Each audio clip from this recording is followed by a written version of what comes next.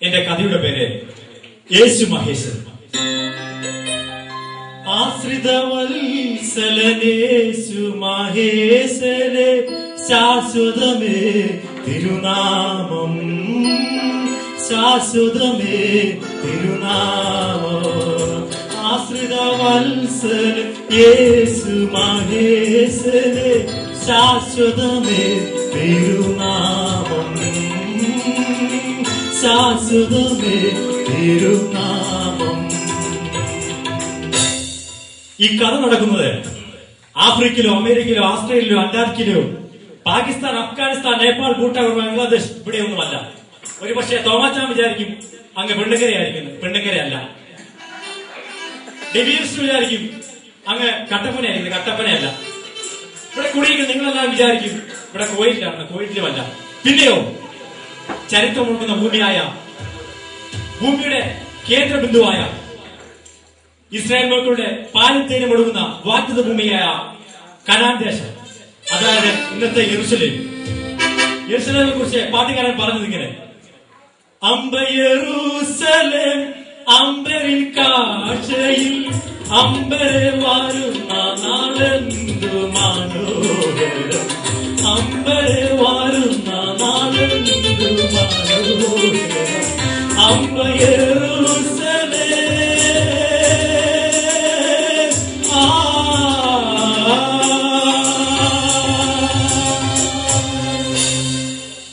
നിങ്ങളുടെ ശ്രദ്ധയെ അല്പസമയത്തേക്ക് ഞാൻ യെരൂശലേമിലേക്ക് ക്ഷണിക്കുന്നു. അതാ അങ്ങോട്ട് നോക്കൂ.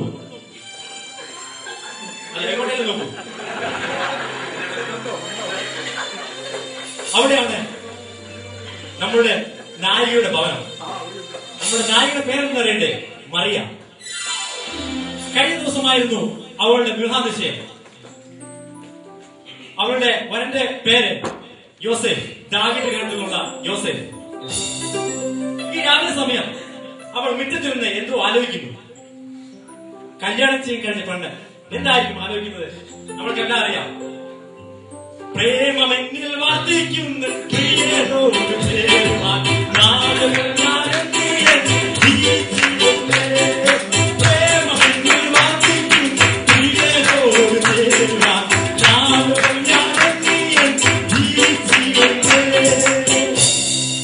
അത് മാത്രമല്ല, അവളൊരു പാട്ട് മൂളുന്നുമുണ്ട്. എന്താണെന്നോ? അവൻ വാഴുന്ന നാളിൽ എന്റെ കാലം പിടിച്ച് തന്റെ മാറോടേ ചീരുവേ, അവൻ വാഴുന്ന നാളിൽ എന്റെ കാലം പിടിച്ച് തന്റെ മാറോടേ ചീരുവേ. അവിടെ ആരെന്തോ ചോദിച്ചല്ലോ. അതെ, എനിക്ക് മനസ്സിലായി, ശ്രീധരൻ. അതെ, കല്യാണ നിശ്ചയം കഴിഞ്ഞല്ലോ. അപ്പൊ മലയാളികൾ നമുക്ക് ശ്രീധരത്തെ കുറിച്ച് അറിയാൻ അല്പം താല്പര്യം ഉണ്ടാവും. നമുക്ക് വരനായ യോസഫിനോട് ചോദിക്കാം. യോസഫ് പറഞ്ഞെന്ന് കേൾക്കണോ? സ്ത്രീ തരുന്ന ധനമല്ല, സ്ത്രീ തന്നെ ധനമല്ലോ, സ്ത്രീ തരുന്ന ധനമല്ല, സ്ത്രീ തന്നെ ധനമല്ലോ. പാട്ടുകൂടി പാടി പോകാൻ സമയമില്ലാത്തവണ്ണം ഞാൻ കഥ വെട്ടിച്ചുകൊണ്ടിരിക്കുക. കൃപ ലഭിച്ചുകൊണ്ട് നിനക്ക് ഗുഡ് മോർണിംഗ്. ഗുഡ് മോർണിംഗിന്റെ ആഹ്വാനം കേട്ടുകൊണ്ടാണ് മറിയ തിരിഞ്ഞു നോക്കുന്നത്. ചിറക് ധരിച്ച ഒരു മനുഷ്യൻ. അവൾ പേടിച്ചുപോയി. ഭയപ്പെടേണ്ട, ഞാൻ ദൂത് പറയാൻ വന്നതാ. അയ്യോ, പ്രവാചകനായിരുന്നോ? ഇരുന്നാട്ടെ. എന്നെ ഈ ചിറകം വെച്ചോണ്ട്. ഞാൻ ഗബ്രിയേൽ, ദൈവത്തിന്റെ ദൂതൻ. നീ ഗർഭം ധരിച്ചൊരു മകനെ പ്രസവിക്കും. അവനെ യേശു എന്ന് പേർ വിളിക്കണം. അവൻ വലിയവനാകും, അത്യുന്നതന്റെ പുത്രൻ എന്ന് വിളിക്കപ്പെടും. ഉടനെ മറിയ തന്നെ സ്വയം സമർപ്പിക്കുന്നു. ഇതാ ഞാൻ കർത്താവിന്റെ ദാസി, നിന്റെ വാക്കുപോലെ എനിക്ക് ഭവിക്കട്ടെ എന്ന് പറഞ്ഞു. തമസുവിനെ മറിയ ഗർഭിണിയായി. ഇതറിഞ്ഞ യോസഫ് അവളെ ഗൂഢമായി ഉപേക്ഷിക്കാൻ തീരുമാനിച്ചു. എങ്കിലും ഗബ്രിയേൽ അവിടെയും പ്രത്യക്ഷനായി. ആ കാലത്ത് എല്ലാവരും പേർവഴി ചാർത്തണമെന്ന് അഗുസ്തോസ് കൈസർ ആജ്ഞ പുറപ്പെടുവിച്ചു. അങ്ങനെ പേർവഴി ചാർത്തുവാൻ യോസഫും മറിയയും തങ്ങളുടെ സ്വന്തം പട്ടണമായ യഹൂദിലേക്ക് യാത്രയായി. നിറവയറുമായ മറിയയുടെ ആ യാത്ര അസഹനീയമായിരുന്നു.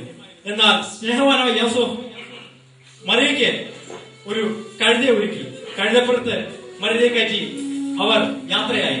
അന്നേരം മരിയ പാടി, കഴുതാമേൽ കയറിയിടും പാട്ടോടെ യാത്രയ്ക്കായി, കഴുതാമേൽ കയറിയിടും പാട്ടോടെ യാത്രയ്ക്കായി, കോട്ടമില്ലാതുള്ള നാട്ടിൽ ഞാൻ എത്തിയിടും, കോട്ടമില്ലാതുള്ള വീട്ടിൽ ഞാൻ എത്തിയിടും, ദുഃഖം വിലാപം ഞാൻ സ്വർഗ്ഗലേഖം ഹല്ലേലൂയ, തീരും എൻ ദുഃഖം വിലാപം ഞാൻ സ്വർഗ്ഗലേഖം ഹല്ലേലൂയ. യാത്രക്കിടയിൽ മറിയയ്ക്ക് പ്രസവവേദന തുടങ്ങി. അനേക സത്രങ്ങളിൽ അവർ കയറി ഇറങ്ങിയെങ്കിലും അവർക്ക് സ്ഥലം കിട്ടിയില്ല. അങ്ങനെ വഴിയോരത്ത് സുഖപ്രസവം നടന്നു. സീലുകളിൽ കുഞ്ഞ ആ കുഞ്ഞ് അവർ അടുത്തു കണ്ട ഒരു പശുത്തൊട്ടിയിൽ കിടത്തി. അന്നേരം അനേകർ അവിടെ കടന്നു വന്നു. ആട്ടിടയന്മാർ, അനേക വിദ്വാൻമാർ അവിടെ കടന്നു വന്ന് യേശുവിനെ കാണുവാനിടയായി. പൈതലാ യേശുവേ ഉമ്മ വെച്ചു നിർത്തിയ ആട്ടിടയർ ഉന്നതനെ യേശുരാജൻ പിറന്നു.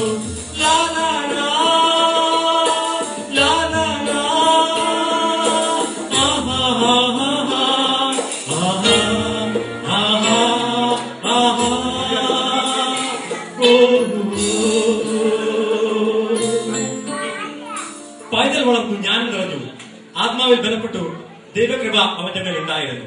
യേശുവിന് ഇപ്പോൾ വയസ്സ് 30. ഒരു ദിവസം യേശു തന്റെ അമ്മയായ മറിയയുടെ കൂടെ ഒരു വിവാഹ വീട്ടിലേക്ക് യാത്രയായി. അവരവിടെ ചെല്ലുമ്പോൾ അവർ കണ്ട കാഴ്ച വളരെ ദുഃഖിക്കുന്നതായിരുന്നു. കാരണം വിളിച്ച അതിഥികൾക്ക് വിളമ്പുവാൻ മതിയായ വീഞ്ഞില്ലാതെ അവർ വിഷമിക്കുന്നു. അതിഥിയായ യേശുനാഥൻ ആതിഥിയുടെ പരിഭ്രാന്തി കണ്ട് മനസ്സലിഞ്ഞു. യേശുവിടെ അത്ഭുതം പ്രവർത്തിച്ചു.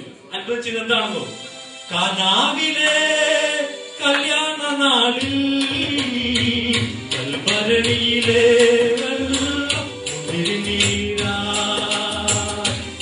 കാട്ടി യേശുനാഥൻ. തുടർന്നങ്ങോട്ട് അത്ഭുതങ്ങളുടെ ഒരു കലവറ തന്നെയായിരുന്നു. ഇതെല്ലാം കണ്ട് അത്ഭുത പ്രദർശനായ ശിഷ്യന്മാർ യേശുവിനെ അത്ഭുതങ്ങളെ വർണ്ണിച്ച് ചുരുക്കമായി ഇങ്ങനെ പാടി. കുരുടെ കണ്ണുകൾ തുറക്കും, കാതു കേട്ടിടും ചെവിടക്കുമേ, കുരുടെ കണ്ണുകൾ തുറക്കും, കാതു കേട്ടിടും ചെവിടക്കുമേ, മുഴത്തുള്ളവർ കുതിച്ചുയരും, ഭൂമിയെല്ലാം സ്തുതി മുഴക്കും, മുഴത്തുള്ളവർ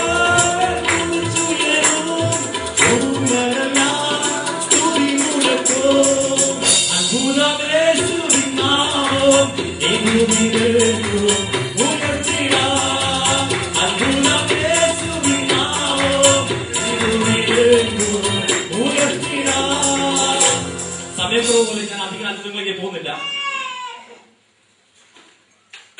യേശുവിന്റെ 3 വർഷത്തെ പരിശുശ്രൂഷ കണ്ട് അസൂയകൊണ്ട് യഹൂദന്മാരും പരീശന്മാരും യേശുവിനെ എങ്ങനെയും നശിപ്പിച്ചു കളയുവാൻ പദ്ധതി തയ്യാറാക്കി. യേശുവിന്റെ ശിഷ്യനായ യൂദയിൽ കൂടെ അവർ അത് നിറവേറ്റി. അങ്ങനെ യേശുവിനെ അവർ പിടിക്കുവാനിടയായി.